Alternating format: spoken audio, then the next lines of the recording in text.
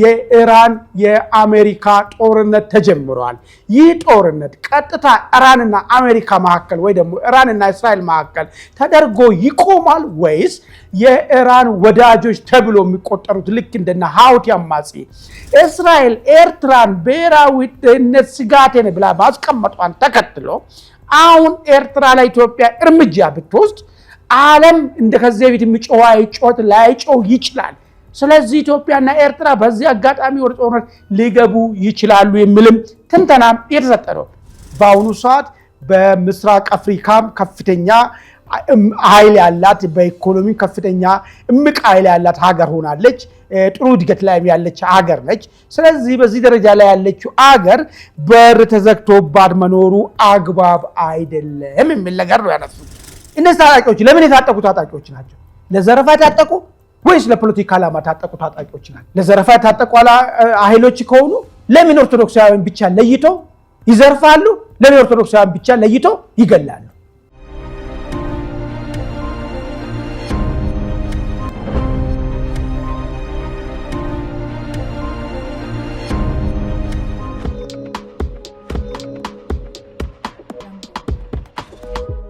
ሰላም ጤና ይስጥልን ውድ የኢትዮ ውይይት አድማጭ ተመልካቾቻችን፣ ይህ ዕለታዊ የተሰኘው ዝግጅታችን ነው። በዛሬው ዕለታዊ ዝግጅታችን ለሚቀጥሉት 30 ደቂቃ እኔ አማኑኤል መንግስቱ ከእናንተ ጋር ቆያለሁ።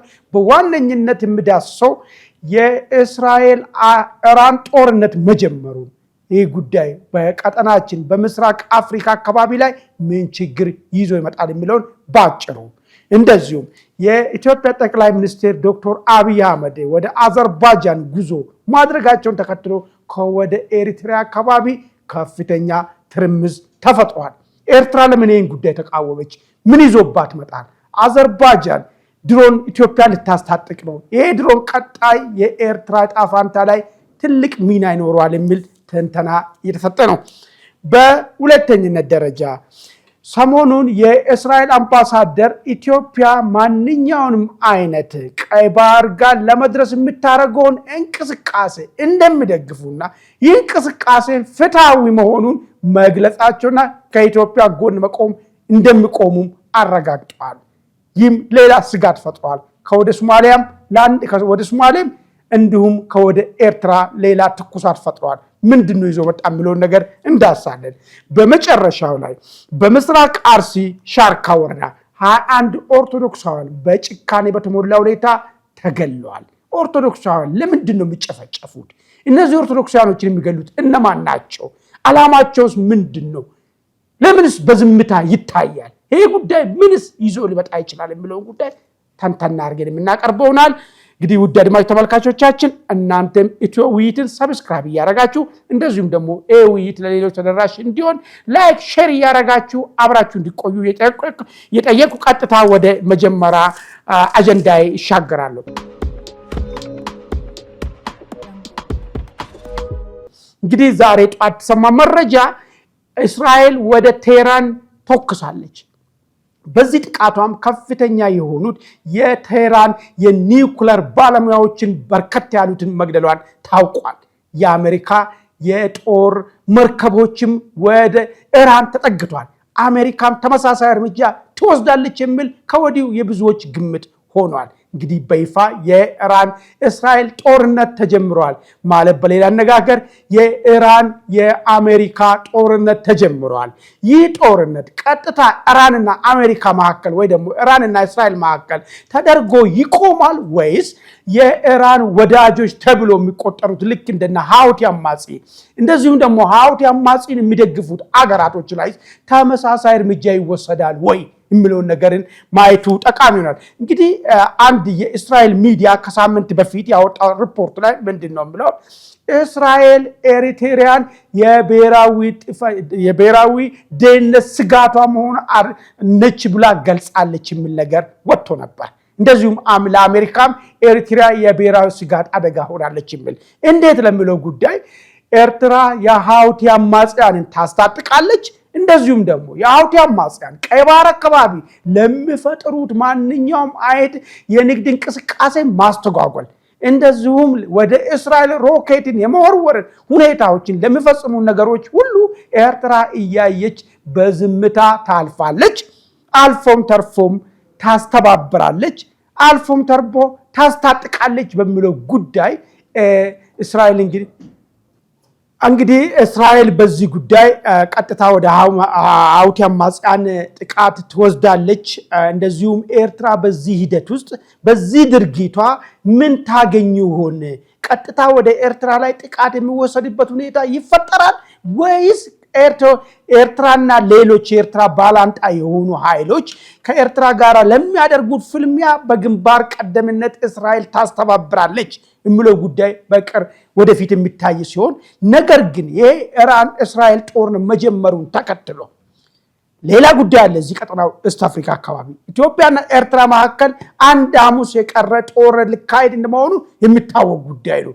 ምናልባት ከዚህ ግጭት ቀጥሎ የኢትዮጵያና የኤርትራ ጦርነት ሊፈነዳ ይችላል ወይ የሚልም ብዙ ሰዎች ጋር መነጋገሪያ ሆኗል። የተለያዩ ሰዎች የራሳቸውን ግምት እየሰጡ ነው። ለዚህ ምክንያት ብለው የሚያስቀምጡት አንደኛ የዓለም ትኩረት እንዳለ ወደ ኢራንና እስራኤል ስለሚሄድ በዚህ አጋጣሚ ኢትዮጵያና ኤርትራም ሊጀምሩና ጉዳያቸውን በጉልበት ሊፈቱ ሊያደርጉ ይችላሉ የሚል ትንተናዎች እየተቀረቡ ነው ያለው። ሁለተኛው ግን መጀመሪያ ላይ እንዳስቀመጥኩት እስራኤል ኤርትራን ብሔራዊ ደህንነት ስጋት ነው ብላ ማስቀመጧን ተከትሎ አሁን ኤርትራ ላይ ኢትዮጵያ እርምጃ ብትወስድ ዓለም እንደከዚህ በፊት የሚጮህ ጩኸት ላይጮህ ይችላል።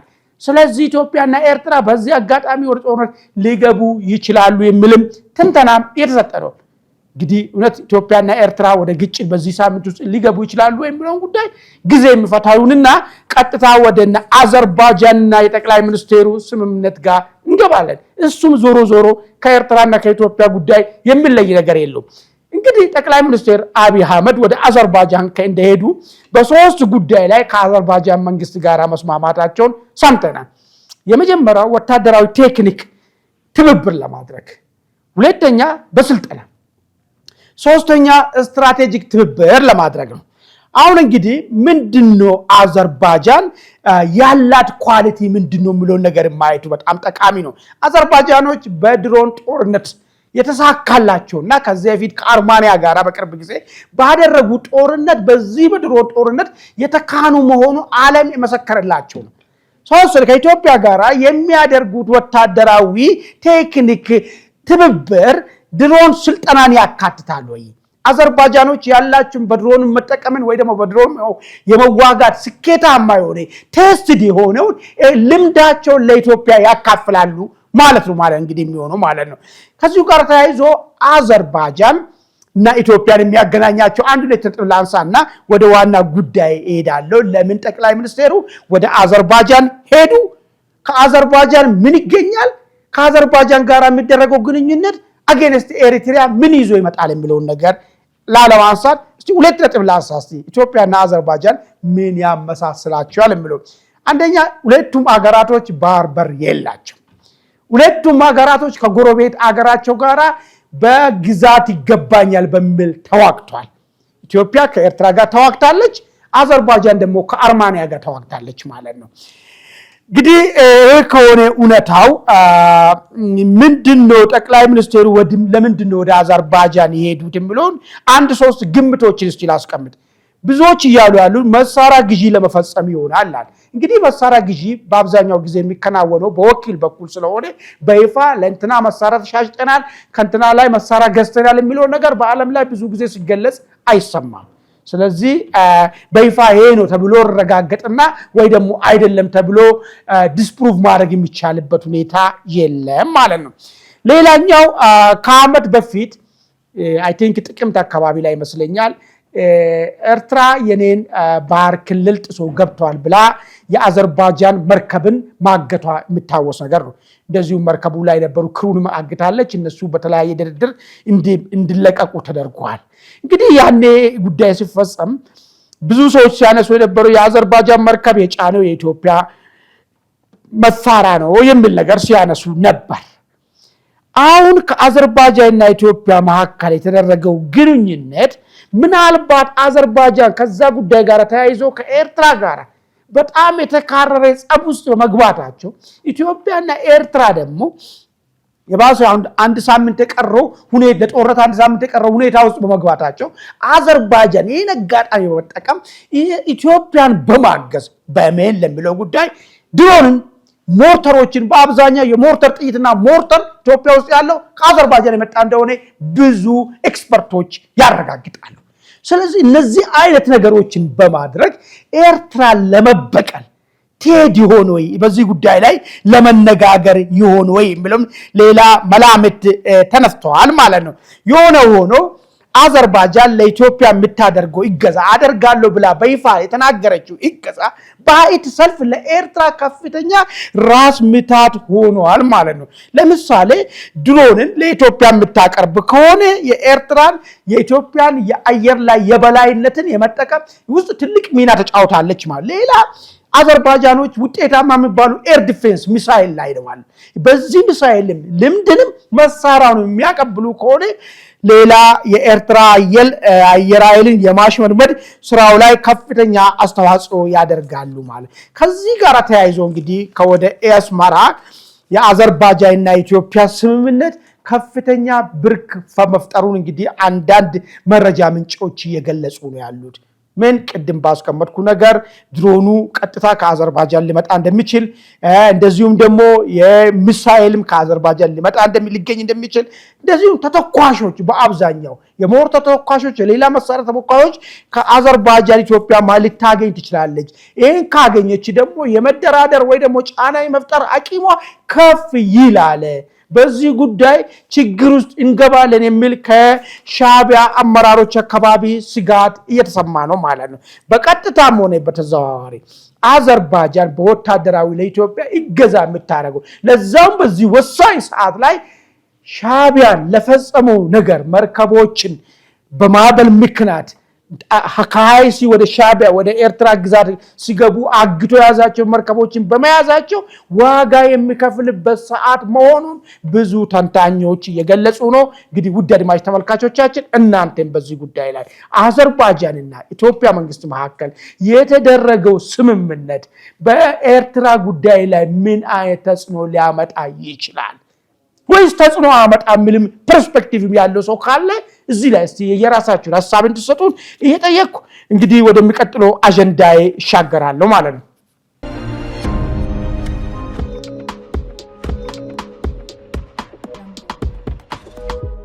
ሌላኛው አጀንዳችን እንግዲህ የእስራኤል ፕሬዝዳንት መጥቶ ኢትዮጵያ መጎብኘታቸውን ተከትሎ በእስራኤል አምባሳደር የኢትዮጵያ እስራኤል አምባሳደር በኩል አንድ ጥብቅ መረጃ ጣል ተደርጓል። ይህ ጥብቅ መረጃ ምንድነው? የእስራኤል አምባሳደር ያሉት እስራኤል ኢትዮጵያን የባህር በር ፍላጎትን ትደግፋለች የሚል ነገር ነው። በቃ ትደግፋለች ብቻ ብሎ አይደለም ያስቀመጡት፣ ለምን እንደምትደግፍም አስቀምጧል። የመጀመሪያው ምንድነው ያሉት? ኢትዮጵያ 130 ሚሊዮን በላይ ህዝብ ያላትና የቀጠናው ተጽዕኖ ፈጣሪ አገር ነች። ስለዚህ ተጽዕኖ ፈጣሪ አገር ሆና ከባህር ተገልላ ተዘግቶባት ልትኖር አይገባም። ይህ መሆኑ ሌላ ዋጋ ያስከፍላል። ስለዚህ ኢትዮጵያ ወደ ቀይ ባህር መውጣት እንዳለበት እስራኤል ታምናለች።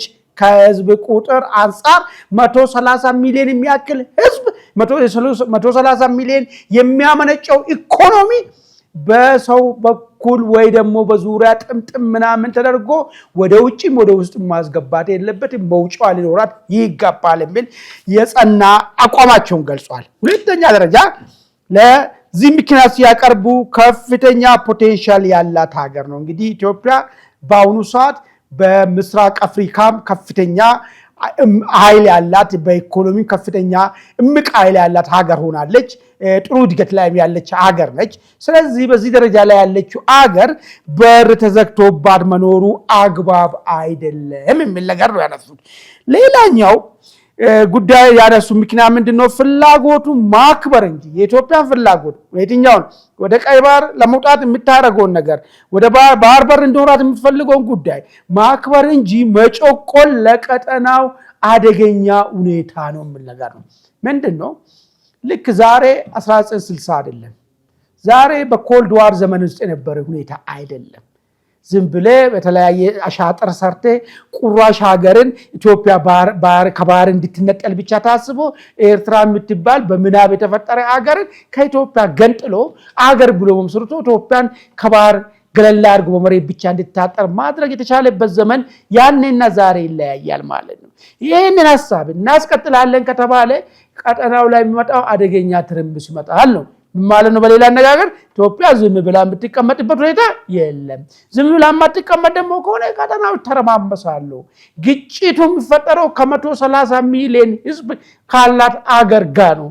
ስለዚህ አይሆንም የሚል ሐሳብ ነው ያነሱት አምባሳደሩ። በሁለተኛነት ምክንያት ብሎ ካስቀመጡት ውስጥ ለደህንነት ስጋት የባህር በር ቤዝ ያስፈልጋታል የሚል ነገር ነው ያነሱት which is በጣም very important የሆነ ነገር ማለት ነው። እንግዲህ ቀይ ባህር የተቆጣጠሩት ከዚህ በፊት ቀይ ባህር ላይ ተንኮል ሲሰራ ኢትዮጵያ እንድትገፋ ሲደረግ ይህንን ባህርን የአረብ ባህር እናረጋለን በሚል ነገር ነው። አረብ ባህር ሲደረግ ደግሞ አረብ ባህር ብቻ ተደርጎ አይደለም። አረብ ባህር ውስጥ የተፈጠሩትን እና አልሸባብ የመሰሉትን ፈንዳሜንታሊስቶች ተፈጥረዋል እና አውቲ አማጺ የተመሰሉትን ሰላም የማይዋጥላችሁና ጻረ ክርስትና የሆኑ ኃይሎች ተፈጥረዋል። ስለዚህ ሌላ ጉዳይ ምንድነው? እዚህ ቀጠና አካባቢ ላይ ብዙ የዓለማችን ሀያላን አገራቶች ወታደራዊ ቤዛቸውን እዚህ ጋር አስቀምጠዋል። ስለዚህ ጦርነት በእነዚህ ሀያላን አገራቶች መካከል ቢደረግ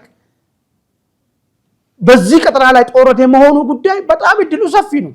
በዚህ ውስጥ ኢትዮጵያ መውጫና መግቢያውን የምታጣ ለምሳሌ ጅቡቲ ማንሳት እንችላለን። ጅቡቲ ላይ አሜሪካ ቤዝ አለ፣ ቻይና ቤዝ አለ። ምናልባት ይሄ ግጭት ቢነሳ ከታይዋን ጋር ተያዘ ጦርነቱ የሚደረገው ጅቡቲ ላይ ኢትዮጵያ መውጫና መግቢያ አጣ። እዚህ በመድኃኒት እጦት የሚያልቅ ዜጋ ይፈጠራሉ። በነዳጅ እጦት ኢኮኖሚሽ መደመዳሉ። ይሄ ነው ደህንነት ስጋት የሚባለው። ሌላው እዚህ ጸረ ኢትዮጵያ የሆኑ ኃይሎች አሸባሪ ኃይሎች እዚህ ቀይ ባህር አካባቢ እንደ አሸን መፍራታቸው ለኢትዮጵያ ዝካት ነው። እሷም ራሷን መከላከል የሚችልበት ከአደጋው ከሩቅ ሲመጣባት ራሷን መከላከል የሚችልበት ሁኔታ ያስፈልጋታል የሚል ነው የእስራኤል አርጊውመንት የተቀመጠው ነገር ማለት ነው። ስለዚህ ከዚህ ሁለት ጉዳዮች አንፃር እስራኤል ኢትዮጵያ ለቀይ ባህርን ለማገኝ ወደ ቀይ ባህር ለመውጣት የምታደርገውን እንቅስቃሴ በሙሉ ልባ ትደግፋለች፣ ከኢትዮጵያ ጎንም ትቆማለች የሚል ነው እንግዲህ አምባሳደሩ ያስቀመጡት። ይሄ ጥያቄ ከምን የመነጨ ነው ብሎ ነገር ማየቱ ጠቃሚ ይመስለኛል። ሰሞኑን የእስራኤል ጠቅላይ ሚኒስትር ኔታንያሁን አንድ ሐሳብ ይዞ መጥተዋል። ኤክሳጎን አላየንስ የሚባለው ስድስቶቹ ትብብር የሚል ነገር ያመጡት ነገር አለ። ይህንንም እነ ግብፅ እነ ኢንዲያ ምናምን አሉበት ሲሆን ከአፍሪካና ከሚድል ኢስት የሚቀላቀሉ አገራቶች አሉ ተብሏል። ኢትዮጵያ እውን በዚህ ስብስብ ውስጥ ልትገባ ነው ወይ? በዚህ ስብስብ ውስጥ ቢገባ ምን ጉዳት አለው? ምንስ ጥቅም አለው? የሚለውን ነገር 1-3 ነጥቦችን ላንሳላችሁና እናንተ የራሳችሁ ሐሳብ ትሰጣላችሁ። የመጀመሪያው ጉዳት አለው። እዚህ የኔታንያሁን ስብስብ ውስጥ ኢትዮጵያ መግባቷ አይበጅም የሚሉ የሚከራከሩ 3 ነገር ያነሳሉ። የመጀመሪያው ምንድነው? እስራኤል ታማኝ አይደለችም የሚል ጉዳይ ነው የሚያነሱት። ከዚህ በፊት በኮልድ ዋር ዘመን ላይ ኢትዮጵያ ጽዮናዊ ተብላ ከእስራኤል ጋር ተፈርጃ በአረቦች የሁሉ አሻጥር እስኪፈጸምባት ድረስ ሄዳ፣ ነገር ግን እስራኤል በሆነ ጊዜ ላይ ምንም አይነት ነገር ለኢትዮጵያ ሳትራራ ጥላን ከአረቦች መካከል ጥላን ጠፍታለች። አሁንም ይህን ታሪክ ላለመድገሙ ምንም ዋጋ የለውም። እስካሁን እየተከተለን የመጣው ጉዳይ ጽዮናዊት የሚለው መከራ ብቻ ሲያሳርፍብን የመጣ ሀሳብ ስለሆነ አሁንም በዚህ ውስጥ መግባቱ የባሰ መከራ ያመጣል እንጂ ከእስራኤል የሚገኝ ጥቅም የለም። ስለዚህ በዚህ ስብስብ ውስጥ መግባት የለብንም የሚል መከራከሪያ ያነሳሉ። በሁለተኝነት ደረጃ ምንድነው? ኢትዮጵያ በዓለም ላይ የምትታወቀው ነን አላይስ ወይ ደግሞ ኒውትራል ፖዚሽን ወይ ገለልተኛ አቋም በመያዟ ነው። አሁን ወደዚህ ውስጥ ከገባች ወደ ኔታንያሁን ስብስብ ውስጥ የሚገባ ከሆነ ከይህንን ቦታዋን ታጣለች፣ ገለልተኝነት የሚል ነገር ያነሳሉ። ሶስተኛው በዚህ ስብስብ ውስጥ ኢትዮጵያ የምትገባ ከሆነ የቀጠናው ጠላት ይበዛባታል። በቀጠናው ሁሉም በጠላት ያያትና በየሄደችበት ቦታ ሁሉ የሚተባበራት ታጣለች። ኢትዮጵያ ደግሞ ኢኮኖሚያ ራሱን ችሎ የቆመ አገር ባለመሆኑ ከዓለም ጋር ተባባሪነት ብትጣጣ ለምሳሌ ኤዩ ውስጥ ራሱ ሚናው እያጣ ትሄዳለች። ለእስራኤል በዚህ ደረጃ በዚህ ስብስብ ውስጥ ከገባች አፍሪካ ህብረት ውስጥ የነበራት ሚና ታጣለች የሚል መከራከሪያ ነው የሚያነሱ። ስለዚህ በዚህ ሂደት ውስጥ ኢትዮጵያ መግባቷ ጥቅም ሳይሆን ጉዳት ነው የሚል መከራከሪያ ያነሳሉ። ጥቅም አለው ብሎ የሚከራከሩ ወገኖች ደግሞ የቀይ ባህር ፍላጎትን ለማሳካት አሁን ባለው ሁኔታ ከእስራኤል ጋር በዚህ ትብብር ውስጥ ገባች ማለት በቀጥታም ሆነ በተዘዋዋሪ የአሜሪካ ቀኝ እጅ ስለምትሆን የቀይ ባህር ፍላጎቷ እንዲሳካ ይሆናል። ለምን ቀይ ባህር አካባቢ ላይ አንድ ተባባሪ ነን አረብ ስቴት እዚህ ቀይ ባህር አካባቢ እንዲመጣ እስራኤሎች ይፈልጋሉ። ይሄን የሚፈልጉ ደግሞ ለራሳቸው ስሉ ነው። ስለዚህ ኢትዮጵያን ወደዚህ አካባቢ እንድትመጣ ይገዛ ሊያደርጉ ይችላል። የቀይ ባህር ህልም እውን የሚሆነው በዚህ ስብስብ ውስጥ በመግባት ነው የሚል መከራከሪያ ያነሱና ልክ ነው የሚሉ ወገኖች አሉ። ሌላ ከአሜሪካ ይሄን ለእስራኤል ስብስብ ውስጥ ከገባች ከአሜሪካ ጥሩ ብድርና እርዳታ የማግኘት እድል ይገጥማታል። በዚህ ምክንያትም የኢኮኖሚውን የማነቃነቅና ብዙ ወደ ብልጽግና የማምራት ሁኔታዎች ሊፈጠር ይችላል ይላል። እንግዲህ ከአሜሪካ እርዳታ አግኝታ የበለጸገች ከደቡብ ኮሪያ ቀጥላ ኢትዮጵያ ልትሆን ነው ማለት እነዚህ ሰዎች ማለት ነው። በሶስተኝነት ደረጃ ይሄ ስብስብ ውስጥ ከገባች ኢትዮጵያ በአባይ ላይ ያላት የመደራደር አቂሟ ከፍ ይላል። ስለዚህ ይጠቅማታል የሚል ነገርና ይህንን እድል ተጠቅማ ኢትዮጵያ በሁለንተናዊ ነገሯ አቂሟን ከፍ ማድረግ አለባት ብሎ የሚከራከሩ ወገኖች አሉ። እንዳው ውድ አድማጭ ተመልካቾቻችን እናንተን ይህንን የኔታንያሁን ስብስብ ውስጥ ኢትዮጵያ ብትገባ ጥቅም ነው የምታገኘው ወይስ ጉዳት ነው ያለው? ከተቀመጠው ቪው ወይ ደግሞ ከተቀመጠው ሀሳቦች መከራከሪያ በተጨማሪ የእናንተን እስቲ አስቀምጡልን እያልኩ ወደ መጨረሻው አጀንዳዬ ዘልቃለሁ።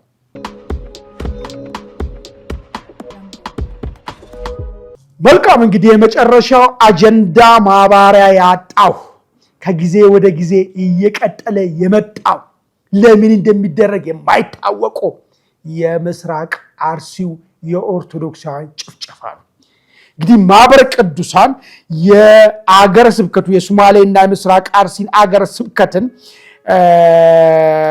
ኃላፊ የሆኑትን ብፁዕ ሊቀ ጳጳስ አቡነ ኤልሳን ዋቢ በማድረግ በዘገበው ዜና ላይ በየካቲት 19 2018 ዓ.ም በአርሲ ሸርካ ወረዳ 11 ኦርቶዶክሳውያን በታጠቁ ኃይሎች ተገለዋል የሚል ነገር ነው። እንግዲህ ይህ ግድያ በማን ነው የሚፈጸመው ብለውን ጉዳይ እስቲ እንወስድ። ለምንስ ይፈጸማል ይህ ግድያ? ይህ ግድያ ሲፈጸምስ ማስቆም ያልተቻለው ለምን ይሆን? እንደዚሁም ቅድም መግቢያ ላይ እንዳስቀመጥኩ ይህንን ኦርቶዶክሳውያን ላይ የሚፈጸመው ግድያ የማይቆም ከሆነ ሌሎች ኦርቶዶክሳውያን ዘንድ ሌላ ስብስብ ይፈጥራል፣ ሌላ ጥያቄ ይነሳል። ይሄ ሐቁ ነው፣ እውነቱን መናገር ነው የሚያስፈልገው። ስለዚህ ታጣቂዎች ለምን እንግዲህ ጭፍጨፋ የተፈጸመ በታጣቂዎች ናቸው ተብሏል። እነዚህ ታጣቂዎች ለምን የታጠቁ ታጣቂዎች ናቸው? ለዘረፋ የታጠቁ ወይስ ለፖለቲካ ዓላማ የታጠቁ ታጣቂዎች ናቸው? ለዘረፋ የታጠቁ ኃይሎች ከሆኑ ለምን ኦርቶዶክሳውያን ብቻ ለይቶ ይዘርፋሉ? ለምን ኦርቶዶክሳውያን ብቻ ለይቶ ይገላሉ? አይ እንደዚህ ከሆነ ሌባ ወገንም ሃይማኖትም ስለሌለው ሁሉንም ነው መዝረፍም መግደልም ካለበት ሌባ ስለሆነ ዘራፊ ስለሆነ ማለት ነው። ነገር ግን ይሄኛው ሌባና ዘራፊ ለይቶ በሃይማኖት ለይቶ የሚዘርፍ በሃይማኖት ለይቶ የሚገል ከሆነ የሆነ አጀንዳ አለው እንጂ ታራ ሌባ አይደለም ማለት ነው። እንግዲህ ፋክት ወደዚህ ነው ወስደን ማለት ነው። ኦኬ ፖለቲካ ዓላማ ካለው ፖለቲካ ዓላማ ለማስፈጸም ነው። ስለዚህ ፖለቲካ ዓላማን ለማስፈጸም አሁን አፈር የሚገዛ የሚገፋል ኦርቶዶክሳዊ መግደል ምንድን ነው ጥቅሙ? በዚህ ሰዓት ኦርቶዶክስ ልትጠየቅበት የሚችለውና ኦርቶዶክስን በመግደል የሚገኝስ የፖለቲካ ትርፍ አለ ወይ? ለምን ምንም እያደረገች ስላልሆነ ማለት ነው። ምንም ላይ ስለሌለች ማለት ነው። ምንም ላይ የለችም። ምዘውሮ ፖለቲካም የላትም። ተጽዕኖ እየፈጠረች ያለችበት ቦታም የለውም በፖለቲካ ውስጥ። ስለዚህ ለምንድን ነው ኦርቶዶክሳውያን በመግደል የሚገኘው ፖለቲካ ትርፍ ምንድን ነው? ምንድነው ፖለቲካ ትርፉ? አሁን ለምሳሌ ኦርቶዶክሳውያን በመግደል ልታስቆመው የምትችለው ነገር ወይ ኦርቶዶክሳውያን ሃይማኖት ተከታዮች ፖለቲካው ላይ ይሄን አደረጉ የምትለው ቅሬታ አለኝ እንዳትል፣ ኦርቶዶክሳዊ ሃይማኖት ተከታይ በዚህ ደረጃ የለም እና ምን እነዚህን በመግደል የምታስቆመው ነገርም የለም። ስለዚህ ምንድነው ይሄ ጉዳይ የሚለውን ነገር ነው እንግዲህ ከዚህ ጋር ተያይዞ ጉዳይ ሲፈጸም ለምንድነው ማስቆም የማይቻለው የሚለውን ጉዳይ እንወስድ። ምናልባት ከአቅም በላይ ሆኖ ነው ወይ የአቅም ችግር ተፈጥሮ ነው ወይ? አንዴ ይደረጋል፣ ሁለቴ ይደረጋል። ምንም ቢሆን ይሄንም አንድም ሁለትም ሲደረግ የክቡር የሆነ በፈጣሪ አምሳል የተፈጠረ የሰው ልጅ ነው እየተገደለ ያለው። በፍጹም መደረግም የለበት። እንደው ከአቅም በላይ ሆኖ ቢደረግ እንኳን ዳግም እንዳይደረግ አቅምን ማደራጀት አይቻልም ነበር ወይ? ጥያቄ መልሱልና አይቻልም ነበር ወይ? የለም። እሺ፣ ሁለተኛ ምናልባት በአካባቢ ያሉት የጸጥታ ኃይሎች ለጉዳዩ ትኩረት ሳይሰጡ ቀርቶ ነው ወይ? ችላ ከማለት አንፃር የተፈጸመ ነው ወይ? በሶስተኛነት ደረጃ የግድያ ተባባሪ ናቸው ወይ? እንጠይቅ ነው እንግዲህ የሚገደን ነገር። አቅም ችግር ከሆነ አቅምን ማስተካከል ነው። አንዴ ሲፈጠር በሁለተኛ ሲፈጠር ዳግም እንዳይፈጠር አቅምን አደራጅተህ ይሄን ኃይልም እንደዚህ የሚያደርገውን እርምጃ እየወሰድክ ለህግ እያቀረብክ አቅምን አስተባባኝ እዛ ቦታ እያደረግክ እንዳይፈጸም ማድረግ ነው። ወይ ትኩረት ሳትሰጠው ቀርተህ አድርገህ ከሆነ ትኩረት መስጠት ነው። ይሄ ሁለቱ ካልሆነ እዛ አካባቢ ያለው ጸጥታ ኃይል ራሱ ለዚህ ጉዳይ ተባባሪ ነው ወይ የሚል ፍትሃዊ ጥያቄ ይነሳል ማለት ነው። ኦኬ፣ እንግዲህ ይሄ ጉዳይ እልባት የማያገኝ ከሆነ ምን ሊያመጣ ይችላል?